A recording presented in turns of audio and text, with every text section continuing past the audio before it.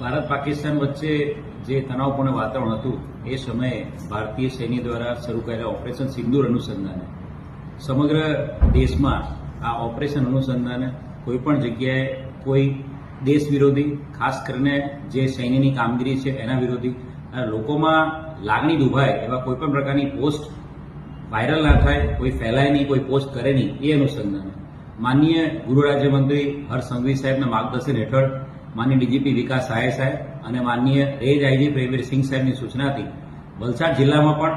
આ પ્રકારે ખાસ ધ્યાન રાખવામાં આવ્યું હતું. સોશિયલ મીડિયા ઉપર વોચ રાખવા માટે ક્રાઇમ બ્રાન્ચની ટીમ અને સાયબર ક્રાઇમની ટીમ દ્વારા સતત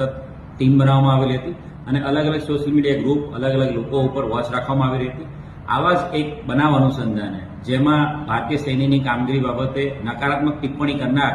એક વ્યક્તિનો વિડીયો વાયરલ થતા વલસાડ જિલ્લા વાપી ટાઉન પોલીસે તાત્કાલિક એ વ્યક્તિ વિરુદ્ધમાં ગુનો દાખલ કર્યો છે.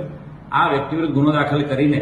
આ વ્યક્તિને નવસારી સબ જેલમાં જ્યુડિશિયલ કસ્ટડીમાં મોકલી આપવામાં આવ્યો છે અને હાલ પણ એ વ્યક્તિ જેલમાં છે. સમગ્ર રાજ્યમાં માનનીય ગૃહ રાજ્યમંત્રી હર્ષ સંઘવી સાહેબના માર્ગદર્શન હેઠળ આવા અલગ અલગ વ્યક્તિઓ 14 જેટલા વ્યક્તિઓ છે જે એ 14 જેટલા વ્યક્તિઓ વિરુદ્ધમાં ગુના દાખલ કરવામાં આવ્યા છે અને ભારતીય સૈન્યની કોઈપણ પ્રકારની કામગીરી બાબતે નકારાત્મક ટિપ્પણી કરનાર, ભારતની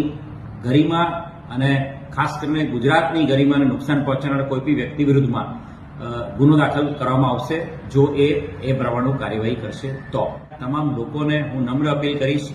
કે સોશિયલ મીડિયા ઉપર આવનારી તમામ માહિતી છે એ સાચી માનીને એને વાયરલ કરશો નહીં, ખોટી અફવાઓથી દૂર રહેશો અને કોઈપણ પ્રકારની દેશ વિરોધી કે નકારાત્મક પોસ્ટ છે એને ફેલાવશો નહીં કે વાયરલ કરશો નહીં. આ અનુસંધાને જો ધ્યાને આવશે તો આપના વિરુદ્ધમાં પણ કાર્યવાહી કરવામાં આવશે.